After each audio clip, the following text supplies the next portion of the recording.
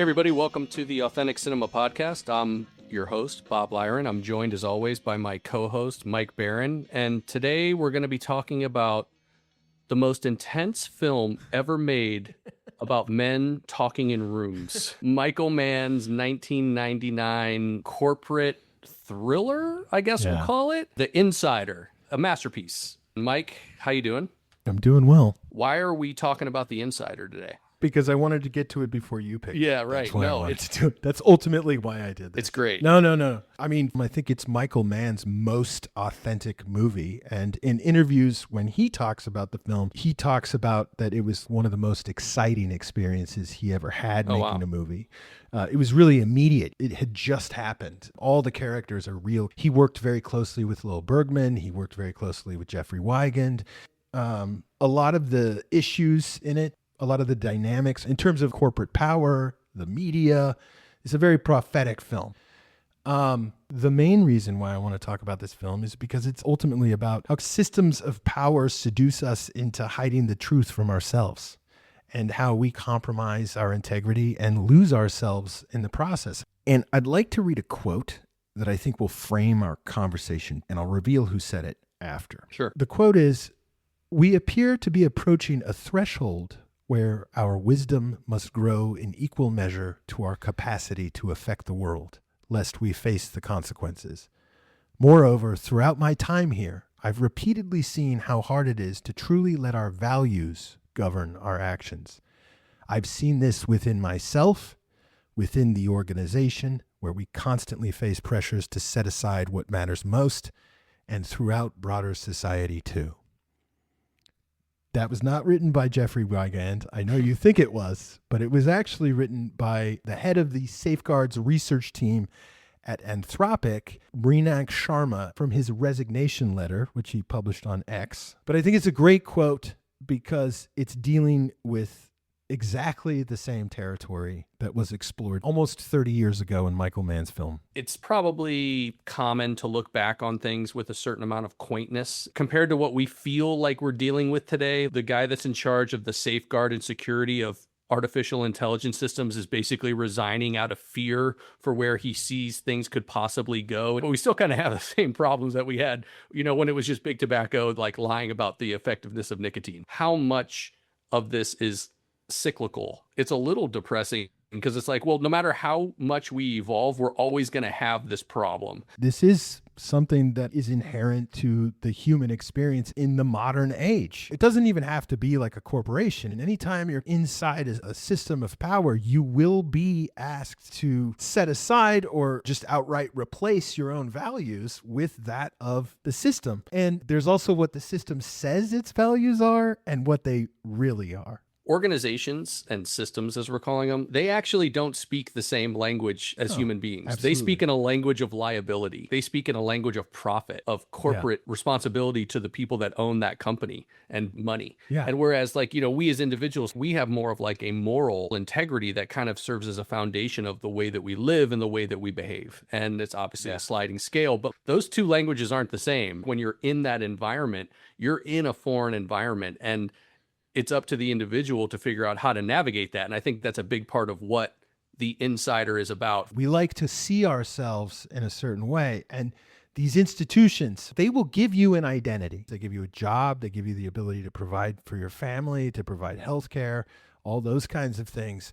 But there's also something you're losing. Right. The title of this film is The Insider. And I think that title has several different meanings. Wigand he's a tobacco industry insider. Bergman is a producer, a high-ranking guy at CBS News at 60 Minutes. So both characters are inside their institutions. There's this notion that change has to come from the inside. You and I were both teenagers in the 90s. Everybody knew back in the 1990s and had known for probably like 30 or 40 years that smoking is linked to cancer, to all kinds of different health problems. Everybody knows, especially smokers, that smoking is addictive. Everybody was perfectly capable of understanding why tobacco companies might be interested in making cigarettes addictive from a profit-driven standpoint. And yet the tobacco companies, until this point in history, had never lost a case, had never been held accountable. Why is that? Real change almost has to come from inside the organization itself. The system itself must admit the truth. It's almost like an autoimmune response. The system gets a truth disease. How can you make a film feel so intense, a thriller, but there's no real villain? The bad guy is CBS, Brown and Williams. It's a corporation. It's not contained in one person. It's this sort of seeping, diffuse, opaque. It's just there like a pressure. No one ever says in a corporate meeting, sales are down. If we don't prove sales, you're all going to get laid off. What they say is, we're facing some strong headwinds. But everybody knows if we don't improve this, then there are going to be layoffs. But nobody speaks about it. And that, to me, is the villain in the film. You're really kind of examining two men who are facing this sort of systematic evil, and we're watching them try to navigate it. The system is optimized for self-preservation. It's optimized to grow. And that's what Wigand and Bergman, that's what their internal struggle is about, their place in these systems against this evil. Right. It's about that internal struggle. We're going to go inside these characters. Michael Mann even said this explicitly in multiple interviews. He said, I wanted to put the audience inside the consciousness of the characters so that they could feel the pressure, feel that ethical struggle within yourself in the audience. You can see it in the film. Like, the camera couldn't be any closer to the back of Russell Crowe's head when he's walking out. Right. He wants to put the camera inside Russell Crowe's head. Exactly. Michael Mann and Dante Spinati, his director of photography, found these special lenses called Fraser lenses that were developed by this eccentric Australian wildlife filmmaker who developed these lenses to photograph insects in the wild. He wanted to develop a way to put you inside the insect's world, to film from the insect's perspective. And Dante Spinati and Michael Mann use these lenses but put them onto the characters' faces to bring us into their lived world. They want the audience to feel Wigand and Bergman's struggle before they intellectually grasp what's going on with it. That's the final meaning, I think, of the insider, internal struggle. Both characters have essentially compromised their integrity. They've both kind of fallen asleep. The story is about how both characters reclaim their personal integrity at great cost. I don't think at the end of this film there's a resounding victory. All they get at the end is their integrity. They win a battle, but they don't necessarily win a war. Is the integrity in this movie, is it a strength or is it a form of self-destruction? How much do you have to sacrifice to reclaim, let's say, that integrity? Because what we see is essentially Wigand like constantly telling Bergman, I did the right thing. I told the truth, pleading with him to acknowledge the currency and importance of what he did. Maybe his motivation is to reclaim that integrity, but at what cost? He loses his job, his wife, his kids, his home. He loses his financial stability.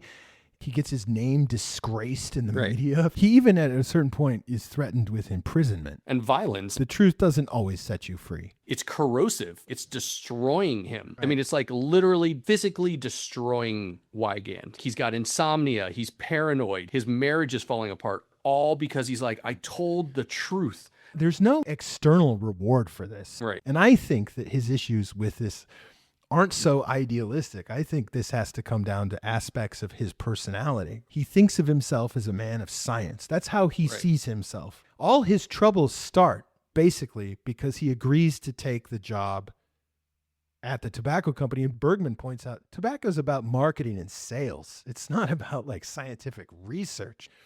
And he says, well, you know, I have to provide for my family. And they told him that he might be able to find out ways to make cigarettes more safe or something like that. It's total bullshit. He sells out. He takes it because he's going to make a lot of money. And there's something inside of him that knows it's bullshit, that knows that he's selling out, that knows that this is more about buying a big house, playing golf. There's also, though, these parts of his personality that just don't accept that. And that's what gets him in trouble in the company. When he gets called in for the second NDA meeting with Sandiford says like, yes, Jeffrey likes to speak his mind. And he's fired. The reason given is, and he's a VP. He's the head of research. And the reason he's fired is because he has poor social skills.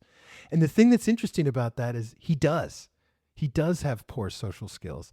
He is awkward. There's something internally that is resisting conformity. And it's the things all of us often think are just distasteful parts of our personality.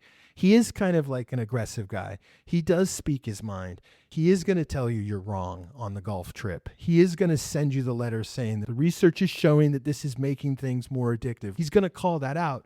And he's in this environment where you're supposed to shut up about that. But there's something about Wigand. He can't. Right. He can't shut that up, and he can't live with it. And that is killing him as well. He didn't consciously sell out because he's like, screw this. I'm just going to take the money. It's very seductive. Any of us might make that quote unquote mistake. And in his case, it was a mistake because it's not who he ultimately was. Yeah. But who would know that about themselves? Like, well, you should have known better. It's like, how would you know? Like, they were offering me a bunch of money and they told me a bunch of things. And like, yeah, I got to buy a bigger house. It made me proud as a father and a husband to be able to buy this nice house. And my wife doesn't have to work. And my kids have beautiful, amazing health insurance. And they go to good schools and I get to play golf and et cetera, et cetera. And I think that there's no right answer. It wasn't like someone could have walked up to Jeffrey Wigand and been like, don't take that job. This is going to come back to haunt you. The company will provide the lie for you to believe in. Yes. They even provide him with an ethical reason to take it. Maybe we want you to help us develop a safer cigarette. But that really ultimately is just a lie that he can tell himself. Right. That justifies the compromises that he's making. And I don't want to speak from a place of judgment. We can all relate. We all, on a smaller scale, make compromises all the time. And I think that's what's so unsettling ultimately about this film. We're always kind of making these compromises. And Wigand is a guy that can't make those compromises. And those things in him that won't allow him make those compromises aren't necessarily like heroic things. They're just him. It's just who he is. Yeah, he's not being brave. Right. It is brave what he does. Later, he has to be brave. But in the beginning, he's doing it just because he's pissed off. Right. He can't shut up. And it's often the things in us that aren't heroic. Sometimes it's the ugly part of ourselves that won't allow us to conform.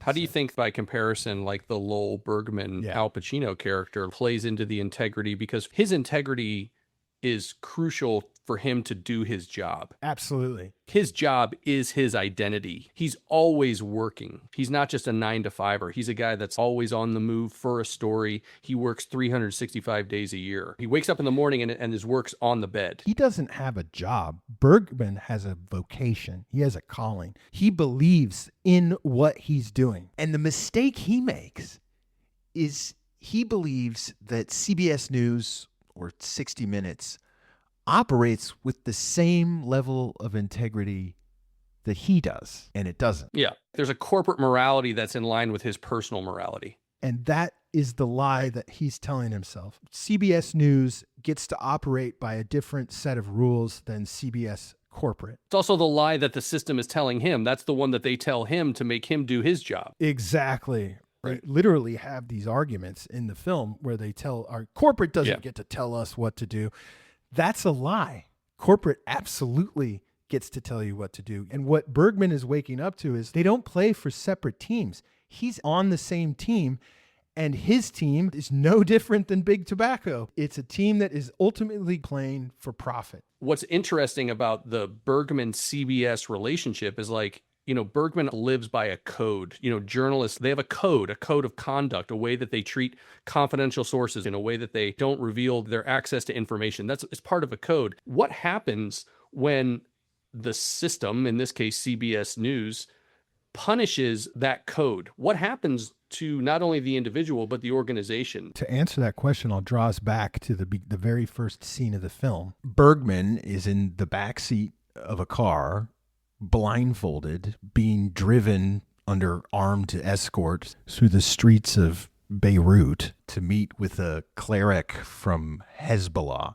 Oh, yeah. And he's eventually led up into this room by guys with machine guns to meet with the cleric, still blindfolded. He's totally vulnerable. I love this scene, first of all, just because it really sets the stakes for the film. We're being told that this corporate world we're about to enter is just as dangerous or even possibly more dangerous than Hezbollah-run Beirut in the 90s. But I also love the dynamic in this scene. He's blindfolded. He's in this room in Beirut. He has no idea where he is. He's totally vulnerable. He can't even see. And he's sitting across from this Islamic militant cleric, and yet he's able to take this hard-nosed negotiating position with him. You know, the cleric says to him, maybe you send me the questions first, we'll look them over, and then we'll decide if we agree to do it. And he, without even skipping a beat, he says, no, it doesn't work like that. Listen, we are the most trusted news program in the United States. We have an audience of 30 million people. We think your organization is evolving. We think you have something to say. We're going to give you the opportunity to say it. You either take this opportunity or you don't. So do I tell Mike Wallace to get on a plane or not? And the only thing that is protecting him is his belief in the integrity of 60 Minutes. He believes that 60 Minutes is going to back him up. And what we're about to embark on in this film is his awakening process, where he finds out that it's not the integrity of 60 Minutes that's protecting him. It's his own integrity, that his own integrity will actually come under threat from 60 Minutes. And this scene illustrates the stakes of that. It illustrates sort of the fundamental danger of handing over your integrity to an organization. He believes that through his organization, they can institute industrial change. Societal level change. And once the cracks in the veneer start to appear for 60 Minutes, he also becomes in a level of crisis that's equal to Wigand, and he has to make really radical decisions about truth to power. He has to go outside of the system to essentially expose them. He understands that if he doesn't do right by Wigand, if he doesn't keep his promise, it's no longer about CBS. He won't be able to continue to do this vocation. Correct. Right? And a vocation is something that is beyond a job. It's even beyond a career. It's like a calling. And his mistake before was like, I can't practice this vocation without CBS, without 60 Minutes. I need that label. And there's another moment where he's in the struggle trying to get the story out at CBS, and he tells his wife, you know, if I don't say 60 Minutes when I call somebody, nobody calls me back. Right. What he realizes is he doesn't need the 60 Minutes label. What he needs comes from inside himself. That's where his vocation comes from, and it's at the level of his integrity. Right. He understands that there's this relational loyalty versus corporate loyalty. Yes. Ultimately, he chooses Wigand over CBS, not because he's trying to be the hero. It's because it's based in real truth and integrity. And once he realizes that, like, you know, Bergman probably realizes at some point that CBS corporate is no different than Brown and Williamson. It's a really unsettling story, you know, like it's really prophetic. The Wigand story does change big tobacco, right? It did bring about change. All Bergman did was win his battle, and he wakes up and he leaves. He can see that something is irreparably broken. Once the institution has been knocked off its pedestal, you can't just put it back and continue on. And Wigand and Bergman, they have different paths, but ultimately they're coming to the same realization. You can't maintain a strict moral and ethical code when you're reaching these levels of institutional power. It's the individual consciousness versus corporate power that Bergman sees. Do you choose yourself? Do you choose your own kind of like moral integrity, or do you choose to try to navigate within the corporate structure? Are you going to lose yourself? I've personally worked for corporations, and I'll tell you, most people do. They choose to lose themselves. It reminds me of the character in The Matrix, played by Joe Pantoliano. You know, they all wake up in this hellscape, right? The price of the truth is that you live in this dystopian hellscape. And Pantoliano, he's like, fuck it, just send me back. Yeah, I want to remember nothing. A lot of people make that choice because it is attractive, because it provides them with an identity. They don't have to develop their own identity. The company will provide you with an identity. I noticed that the people that would get really high up, they don't have a personality. Like when you see them on a town hall, right? You know, fucking town hall. Jesus, I hate town halls. Don't miss those. But Mike's having flashbacks. But what I noticed is there's a certain line in a corporation where you're going to have so much power within that organization. The only way they're going to give you power within that organization is that you, in a sense, do have to replace your own identity with the identity of the company. There's a philosopher referenced as the mentor of Lowell Bergman, Herbert Marcuse. And there's two concepts that Marcuse talks about that I think are directly addressed in the film. And one I think is more about Wigand, and the other concept is about Bergman. The Wigand concept is called one-dimensional man. And the concept, in a nutshell, is systems of power colonize our interior world, reducing us to a single dimension of conformity, right? Like a normal human self or subjectivity has all these different kind of dimensions, but systems of power force you or seduce you into one dimension of conformity, one that aligns with the system of power. So your own values and identity are compromised or replaced by the systems. And what we see in the Wigand character is the resistance to this. Yeah. His resistance illustrates where this happens. It's seductive. This single dimension that you'll be reduced to, at least externally, will make your life much easier. You'll have a good job, notoriety, prestige. You feed your family. It gives you all of these things, but at the same time, it's taking your personality and reducing it to this sort of single dimension. You know, my dad has said a couple interesting things to me about professional life. And I remember one time I was kind of stressed out about work, and he just like really casually said like, oh yeah, that's why they pay you. Yes. And I'm like, what? He's like, they don't pay you to do your job. They pay you for your stress. And he was right. The thing about Wigand that's so seductive. How about a multi-six-figure job? How about the country club membership and the fancy car and the beautiful home and everything for your wife and children? Well, like, guess what? They're not just giving you that to do your job. They're actually taking something from you. Yeah. Another thing that was said to me once was I took a job, and I remember during the interview process, I got to walk around and meet some different people that worked at the company. And I went into this office and talked to this guy, and he said, don't worry, they won't take your soul here. Yeah. They don't pay enough. And I was just like, whoa. And to this point, they're not just paying you to do something. They're paying you for something. They're taking something from you. And it's not your ability to do a job. It's your time. It's ultimately you. Yeah. The other concept that I think is illustrated in this film on the Bergman side is this concept called repressive tolerance. Mm-hmm. And its systems tolerate and even celebrate dissent and critique precisely because doing so neutralizes them. Criticism is permitted as long as it doesn't threaten the system itself. And when it does, the system will reveal its true boundaries. And that's what happens to Bergman. So CBS News has been allowed to operate like it's an independent organization, or more importantly, it's been allowed to feel like it's an independent organization because it's given CBS corporate the image of integrity, the image of being an ethical, truth-telling organization. Right. And Bergman believes in this right up until the moment Mike Wallace says, I'm with Don on this one. In other words, I'm with corporate on this one. And then he sees CBS Corporation for what it really is, which is a profit-driven corporation, just like any other, that has actually been using the legacy of CBS News, the legacy of 60 Minutes, and the legacy of Mike Wallace to sanitize its own image, to hide its true identity.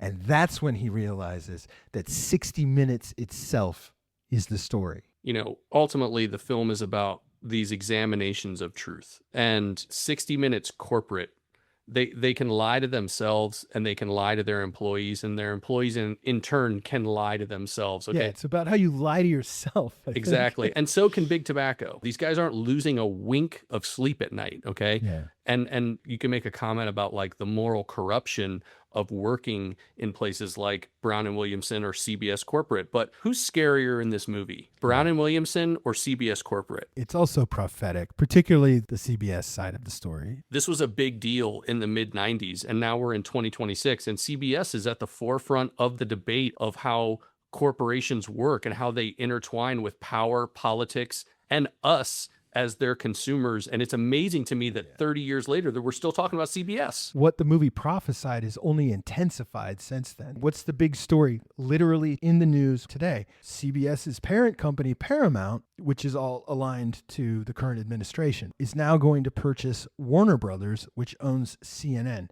So we live in a world where corporate media and corporate control of media has expanded and solidified exponentially more than it was back in the 90s. In the 90s, we saw the beginning of that process. Right. And The Insider is very much about the beginning of that process. Legacy media, these things that we thought we could kind of count on these things. Mike Wallace, right? Mike Wallace in the United States was synonymous with like the tough truth, right? He was the guy that was going to ask the tough questions no matter what. He was a symbol of truth, the personification of integrity itself. Right. And what we see in this film is like the awakening to like, oh, that world doesn't exist anymore. This is just a facade now. Right. It's living off of its own reputation. It's living off of its legacy.